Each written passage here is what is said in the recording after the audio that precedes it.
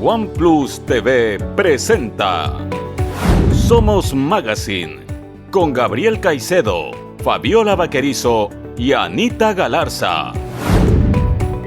Estamos aquí en un programa más de Somos Magazine a través de OnePlus TV. Nuestra primera invitada es la asambleísta Geraldine Weber del Partido Social Cristiano. Con ella habíamos concertado sobre el veto presidencial a la ley de aborto en casos de violación, pero la coyuntura última en el caso Glass nos hemos precisado a tratar este tema y dejar el otro tema para una ocasión posterior.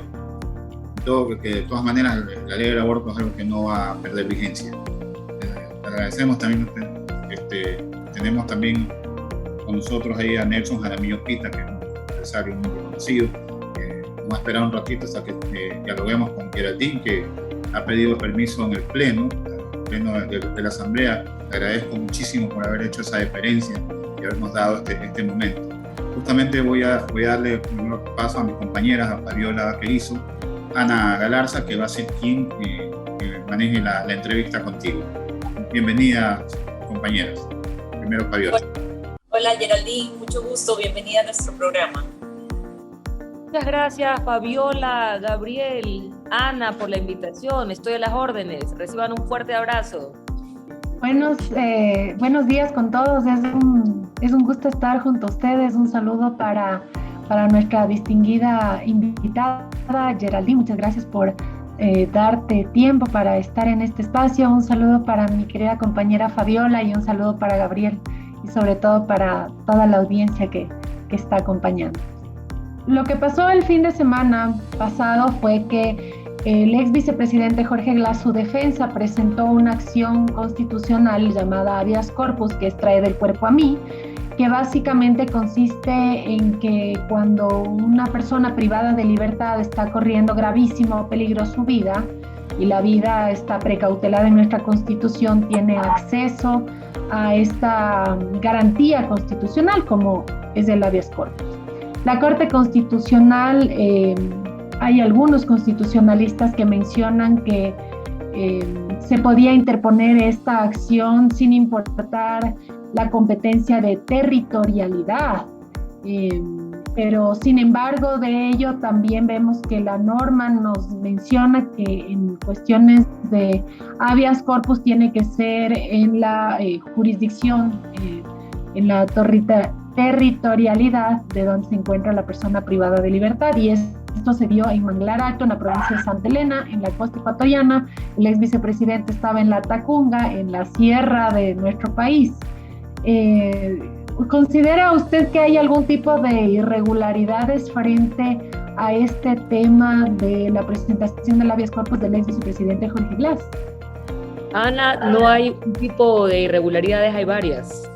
Primero hay que demostrar que el señor Glass padece de toda esta enfermedad, que ve sangre en las paredes, que sueña que lo van a asesinar. Esto tiene que ser demostrado. Tiene que tener algún diagnóstico médico.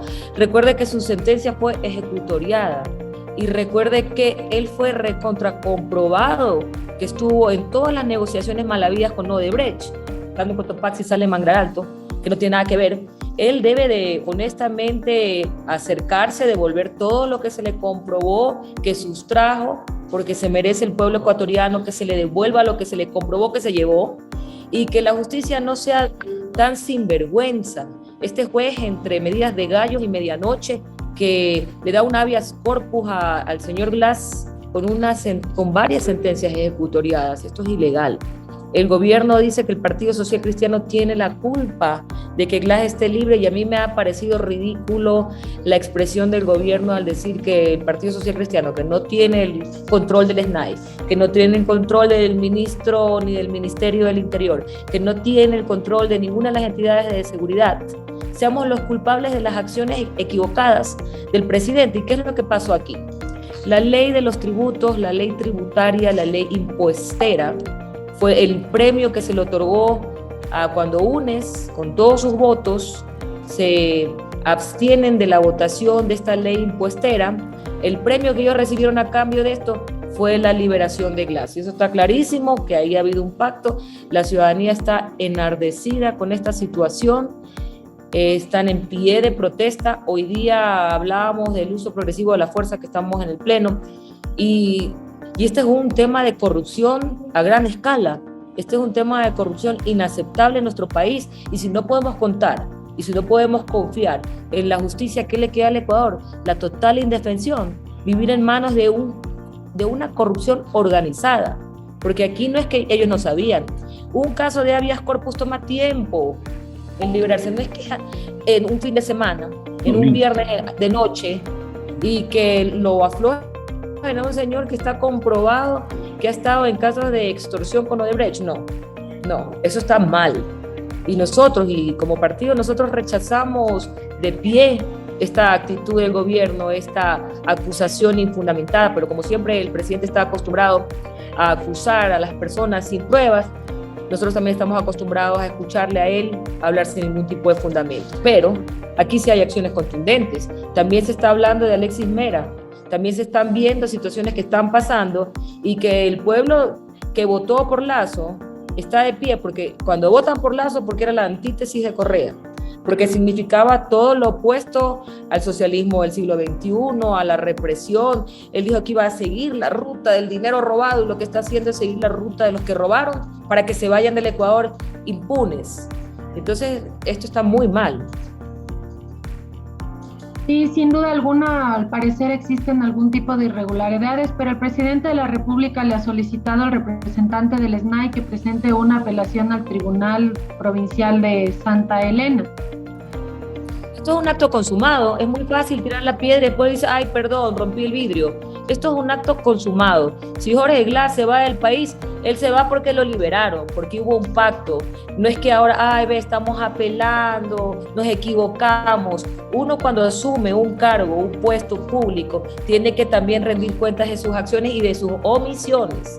Y si es que ha sido por incompetente, inoperante, distraído, inocente, bueno, es tan culpable como el que no lo es. Que asuma las consecuencias. ¿Y cuáles son las consecuencias? El total rechazo del pueblo. ¿Y cuáles son las consecuencias? Tenía rechazo en la asamblea, ahora tiene rechazo, creo que está en su casa. Y esto es peligroso y esto es alarmante, porque ¿cómo él piensa gobernar? ¿Con quién? Con los de UNES, que están planificándole la alfombra roja para que regrese Correa. Porque ellos tienen su intención no es empoderar a Guillermo Lazo. En la primera protesta se lo bajan, porque todo lo que hemos visto en el proyecto del uso progresivo de la fuerza es para amparar a los delincuentes y dejar en libertad a los inocentes. Muchos de los derechos humanos de los delincuentes son más importantes que los de la gente de bien. Yo creo que las actitudes y las acciones y las facturas del error de Guillermo Lazo le van a pasar la cuenta. ¿Cuál es el siguiente paso a dar para evitar esto, o es una cosa inevitable, irreparable? Porque se supone que todos esperábamos que saliera un hombre enfermo, en camilla, en ambulancia, una persona demacrada, pero resulta que salió más sano que nosotros juntos, y hasta con un arete, y solo le faltó la cartera. Oye, salió un superhéroe, Gabriel, salió un superhéroe. Y fue recorriendo varios lugares, o sea que, ¿de dónde es que ve manchadas paredes de sangre? Pero si él está, se lo veía normal, se lo veía más normal que cualquiera de nosotros. Salió un hombre saludable. Recuerda que él estaba guardado con todo el lujo, televisiones plasma, aire acondicionado, él tenía todo el lujo que podía tener y demás. Y salió robusto, no se lo ve enfermo, ahora es un héroe, y yo creo que esta es una estrategia política para que él sea el próximo candidato a presidente. Yo no sé en qué cabeza se les ocurre transar con el mismo diablo y dejarlo suelto a este señor que tiene comprobado los casos de extorsión, los casos de corrupción con Odebrecht. Él tenía que cumplir su sentencia, y si nosotros nos ponemos a mirar qué es lo que ha pasado, que él ha salido totalmente rejuvenecido, que ha salido fortalecido, que esto ha favorecido no al gobierno, esto ha favorecido al correísmo, y él en su plataforma política y en su campaña se hará la víctima, más no va a responder qué hizo con el dinero, más no va a responder dónde está la plata, qué va a hacer con la plata, cuándo la va a devolver, o seguirá aduciendo que está loco, que está enfermo, que ve sangre en las paredes, que se quiere suicidar. Yo lo veo sanito y con una billetera robusta bien fornida de tanto dinero que se llevó. Y esto es triste para el Ecuador porque no se puede tolerar la impunidad. Si usted negocia con el AMPA, con el crimen, con el mal, terminarán metiéndolo a usted en el mismo saco como corrupto, como delincuente y como auspiciante y cómplice del crimen, porque esto es un crimen. Definitivamente robársele al pueblo ecuatoriano su dinero, su esperanza, sus oportunidades. Esto es meritorio de estar en la cárcel, no libre como un superhéroe, amado y aplaudido por unos cuantos que no conocen la historia, que no conocen la realidad de lo sucedido. Quiero agradecerte, Geraldine, por haber estado con nosotros, por haber hecho el paréntesis en el pleno, de habernos dispensado tu siempre valiosa presencia en el programa. Te agradezco muchísimo, espero contar contigo en futuras ocasiones. Gracias por estar con nosotros. A ti, Gabriel, Ana y Fabiola, les envío un fuerte abrazo aquí desde la capital del Ecuador y muchas bendiciones. Vamos a conversar a futuro. Un abrazo. Un abrazo. Fue la asambleísta Geraldine Weber Moreno, asambleísta del Partido Social Cristiano, que estuvo con nosotros en Somos Magazine a través de OnePlus TV. Ahora como invitado especial, nada más y nada menos que el ex candidato a la vicepresidencia de la República, Andrés Páez Benalcázar. El tema es investigación contra el ex contralor Pollitt en Estados Unidos. ¿Qué opinión te merece este caso bullado que ha estado en todas las páginas políticas del Ecuador, por todos lados? Bienvenido. Muchas gracias, Gabriel. Buenas tardes. Un cordial saludo a todos quienes nos miran a través de esta prestigiosa revista digital. Bueno, yo creo que la situación de Pollitt era algo que se venía a venir. Tanto tiempo había sido mencionado el tema del rol de la Contraloría durante los últimos 14 años de correísmo, que finalmente sucedió. Sin duda la situación del ex Contralor es sumamente complicada. Él tendrá que responder ante una justicia que no hace concesiones. De hecho, al momento le han puesto condiciones muy severas para que él pueda acceder a una fianza, como por ejemplo el tener un garante, cosa que es harto complejo en los Estados Unidos, sobre todo porque esa garantía no es que la otorga cualquier hijo de vecino, sino que para que se califique la garantía tiene que pasar por un examen exhaustivo del FBI, que es la Agencia Federal de Investigaciones.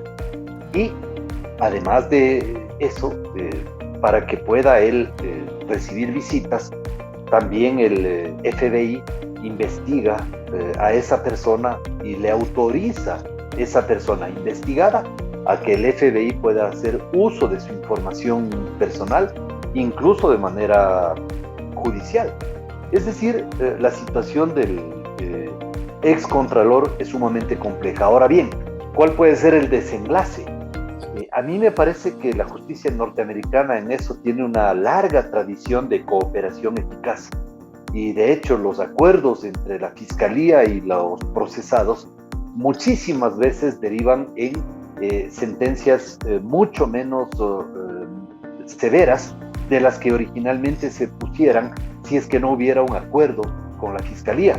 Y en este caso hay que señalar dos cosas. La primera, se trata de delito federal. Eso es lo que están acusando, porque el lavado de activos está entre los delitos más graves de la legislación norteamericana. La lista la encabeza el terrorismo, luego está la trata de personas, el narcotráfico y claro, también el lavado de activos entre los delitos más abominables que los considera así, no solo la legislación de cada uno de los estados, sino a nivel federal, es decir, que alcanza a todos los estados de la Federación Norteamericana. Y por lo tanto es un delito que realmente torna la situación del procesado sumamente grave. ¿Qué es lo que yo estimo que va a hacer el excontralor Pollitt? Yo creo que él va a cooperar de manera eficaz con la justicia, dando nombres, cantidades, indicaciones, detalles, que una vez que la Fiscalía norteamericana corrobora que esa información es veraz, es verificable, es contrastable y corresponde a la verdad, entonces solamente ahí procede a hacer un acuerdo con el excontralor para tratar de procesar el juzgamiento de él. Una vez que se produce la cooperación eficaz, entonces viene una segunda fase que ya es el juzgamiento ante una corte, y la corte analiza los términos del acuerdo, la gravedad del delito imputado, el grado de cooperación y la eficacia de esa cooperación por parte del procesado, y le impone una pena que podría ser de prisión de varios años a pesar de la cooperación eficaz, y por supuesto también implicaría el despojarle de depósitos y de bienes inmuebles si es que no se demuestra la licitud del origen de los. Es que es cierto que Carlos Pollitt es ciudadano norteamericano. Sí, eso es totalmente cierto. ¿Y qué implicaría eso? ¿Tendría alguna ventaja para él o es indiferentes? A ver, lo que le garantizaría al excontralor es no ser extraditado al Ecuador, porque él tiene doble nacionalidad, la de ecuatoriano, pero también tiene la de estadounidense, y por lo tanto, de acuerdo a la legislación estadounidense, los connacionales no pueden ser extraditados a otro país desde los Estados Unidos. Así que él lo ha mencionado varias veces, y él lo ha dicho, que él tiene la nacionalidad estadounidense, porque entiendo que mucho antes de enrolarse en el servicio público, probablemente cuando él era muy joven, vivió y trabajó en los Estados Unidos, y eso le permitió adquirir la doble nacionalidad. Por lo tanto, eso sin duda le garantiza la no extradición, pero no le da ningún tipo de prebenda ni canonjía frente a la acción de la justicia norteamericana. Esto tendrá grandes connotaciones generales, que mientras vaya diciendo todo lo que sabe y todo lo que ha tenido que hacer durante todo este tiempo, que ha hecho, no ha tenido, él hizo porque quiso, se metió en esa situación difícil, va a tener que involucrar a mucha gente. ¿Qué crees tú que hasta dónde va a llegar esta olla hirviendo? ¿Hasta dónde llegará? Yo creo, Gabriel, que hay una entrevista que comienza a ser, o podría ser ya calificada como histórica, que es la entrevista que concede el excontralor Pollitt a La Posta en Miami, tiempo después de haberse marchado del país. Y creo que en esa entrevista ya hay indicios de lo que Pollitt sabe. Por ejemplo, recuerdo claramente cuando él, incluso de una forma sarcástica, se refiere al gran atraco que constituyó la construcción del aeropuerto de Quito, del nuevo aeropuerto de Quito en la zona de Tababela. Y recuerdo que también, con el mismo sarcasmo en esa entrevista, él como que emite una alerta en contra de altos jerarcas del correísmo, incluyendo el jefe de la mafiosa secta criminal que ahora está prófugo en Bélgica. Y claro, yo creo que ahí Carlos Pollitt lo que estaba era anunciando que él tenía información suficiente. Yo creo que el desenlace de la cooperación eficaz en el marco de este tema judicial puede ser que el excontralor Pollitt revele nombres, situaciones en particular, quizá transferencias, cuentas bancarias, porque él sabe, y su abogado le debe haber advertido, que a la justicia, cuando uno se somete al proceso de cooperación eficaz, la primera condición que le imponen es que toda la información que proporciona tiene que ser contrastable, verificable, comprobable. Entonces, él, para ahorrarse una parte de la pena que potencialmente le correspondería por los delitos de los que está acusado, tal vez ese sea el camino que él opte, ¿no? Como frecuentemente sucede en casos de esta naturaleza. En esa entrevista que tú aludes también mencionó al presidente Lasso. Sí, sí. Pero no lo mencionó en el sentido de involucrarlo con comisión de delitos, sino más bien en el marco de una relación social que, según lo que ha expresado el excontralor, ha tenido con el presidente de la República, pero no como un involucrado ni un protagonista de situaciones oscuras. Entonces eso yo creo que nos da... Yo me siento en una mesa con el Chapo Guzmán, o sea, no importa. Si yo me siento con él o me reúno con él. Bueno, yo creo que en eso yo tengo una apreciación. Uno cuando está en política, a veces a mí me ha pasado, se siente en un restaurante, viene una persona, me puedo tomar una foto con usted, encantado, nos tomamos una foto, y resulta que este señor al día siguiente, digamos que embriagado, se choca y le mata a una persona. Y por ahí aparece la foto conmigo en el proceso. Y te digo esto porque me sucedió. Y la fiscalía me llama.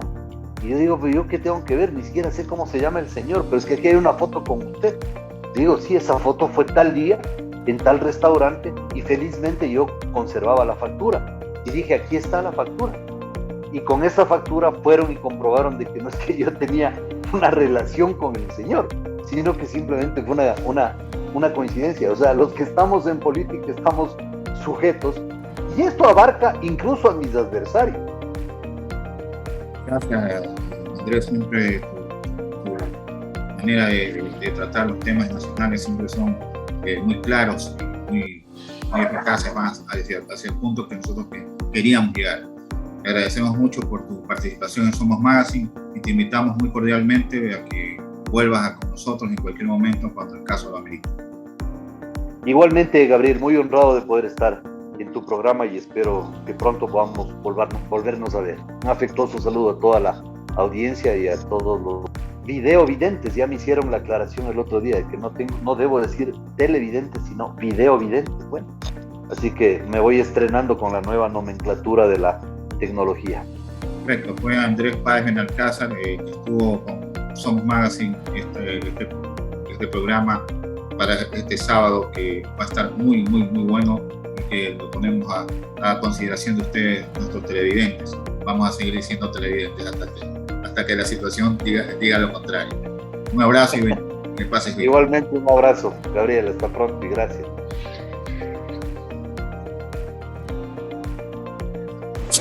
Muchas gracias por la invitación. Te ratifico que yo no estuve en el evento, más bien es una visita que hizo el presidente a Campo Amistad, que es el campo gasífero que tiene el Ecuador y que está localizado en el sur del país. Ese campo produce un volumen de gas de 25 millones de pies cúbicos día. Para que hagan una referencia, eso es algo similar a 4.000 barriles de petróleo día. Y el Ecuador global produce cerca de 500.000 barriles de petróleo día. Es decir, es algo marginal para la matriz energética del Ecuador. Ese gas se lo utiliza hoy para generación eléctrica en su mayoría, y una parte es licuado para servir a ciertas industrias que tienen ya capacidad de usar gas natural licuado. Entonces, lo que busca el gobierno es incrementar la producción de gas natural, tanto en ese campo como captando gas que se está quemando en la Amazonía, y usar ese gas para el sector industrial y el sector eléctrico básicamente. Eso es lo que está pasando ahora coyunturalmente con las últimas acciones del gobierno. Ahora, yo te quería hacer una introducción a lo que tiene el Ecuador en recursos, sobre todo hidrocarburos. Somos un país petrolero, producimos, como dije, cerca de 500.000 barriles. Tenemos 3 refinerías que procesan algunos de esos barriles para producir los refinados que consumimos, pero no los procesan en suficiente cantidad, y de cada barril que entra a una refinería, 60% termina como residuo, lo cual obliga al gobierno a importar otro nivel de refinados para poder abastecer la demanda. Al final del día, teniendo petróleo suficiente, producimos refinados no lo suficiente y tenemos que importar 60% de lo que consumimos. Básicamente eso es diésel, GLP y gasolina super, porque la gasolina extra sí la producimos en las refinerías locales. Y luego tenemos un volumen grande de residuos que lo vendemos en el mercado y el mercado internacional también, que es fuel oil, para el cual tenemos que importar otro refinado para mezclarlo. Es decir, importamos algo que tiene alto valor, lo mezclamos con el residuo de la refinería para poder deshacernos del residuo como fuel oil, ¿no? Entonces esas cosas son las que inicialmente tienen que cambiar. Y el Ecuador es el único país en la región, estoy hablando, se puede decir incluso Sudamérica, que no tiene al gas natural como parte significativa en su matriz. Y eso es algo que representa una gran oportunidad ahora para el gobierno, sobre todo con las nuevas tendencias ambientales. El gobierno fue y estuvo presente en Glasgow, ahí se comprometió a una agenda de reducción de emisiones al 2050 y llegar a la cero neutralidad en emisiones de carbono. Todo eso se ha trastocado con lo que está pasando en Europa. La guerra de Ucrania hace que los países se olviden un poco de las renovables, se olviden un poco de las cero emisiones y traten de buscar reemplazo al gas de Europa y de nuevo vendrá el carbón, de nuevo vendrá el fuel oil, de nuevo vendrá el diésel, porque no hay suficientes terminales de gas para reemplazar al 100% el gas de Europa. Entonces, todos los objetivos que existían ambientales, casi que de Europa, América, Asia y Sudamérica, hoy en día, por la situación de Rusia y Ucrania, se vuelven a revisar. Y hoy en día el gas natural licuado se vuelve una papa caliente para el mercado, los precios están subiendo, la demanda de Europa sube exponencialmente para no usar gas por tubería de Rusia, ¿no? Entonces, eso te puede dar una idea de que el Ecuador, teniendo mucho petróleo, no es autosuficiente, que tiene que importar muchos hidrocarburos, que en la agenda del gobierno está reducir el consumo de líquidos por un hidrocarburo mucho más limpio, y que el mercado internacional, por este tema coyuntural de la guerra de Ucrania, también está cambiando, haciendo presión para que el gas natural licuado pueda entrar a Europa lo más pronto posible, de otros orígenes y no de Rusia solamente. ¿Por qué razón en el consumo en cuanto al Ecuador, por qué sube tanto la gasolina? A ver, la gasolina está sujeta a indicadores de precios del petróleo. En la medida de que la crisis causada por el COVID se redujo, las regiones productoras empezaron a demandar mucho más petróleo. Entonces ya el año pasado se vieron incrementos de precio por el gran consumo de China, que de paso empezó a producir todos los productos que demandaba el resto del mundo ante una reactivación post-COVID. Y si a eso le sumas que el mundo entero empieza a gastar recursos en reemplazar el gas de Rusia, empiezan a comprar mucho más petróleo, entonces la materia prima de los refinados ha subido también enormemente, se ha colocado llegó hasta $115 el barril. Por lo tanto, los refinados todos suben, no solamente la gasolina super, sino el diésel, el GLP, las naftas. Lo que pasa es que tú lo ves en la gasolina super porque en el Ecuador esa gasolina no tiene subsidio y el gobierno está apalancando el precio del diésel y el precio del GLP casi al 100%, porque sigue siendo una molécula muy barata en el Ecuador. Entonces, en países como Colombia y como Perú, el diésel está llegando también a $4 el galón. Entonces, aquí lo tienen congelado a 1.90.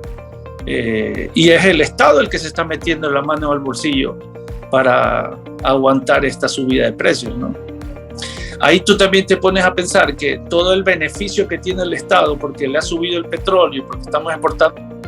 Muchas gracias por habernos acompañado, Nelson, Geraldine, Andrés, muchísimas gracias a ustedes, los televidentes que nos acompañan siempre, son fieles a estos espacios Somos Magazine. Esperamos que mejores días vengan siempre y nuestros mejores deseos para todos ustedes. Un abrazo. Agradecemos mucho su presencia. Hasta la próxima semana, que estaremos más de Somos Magazine a través de OnePlus TV. Gracias. Hasta luego. Hasta luego.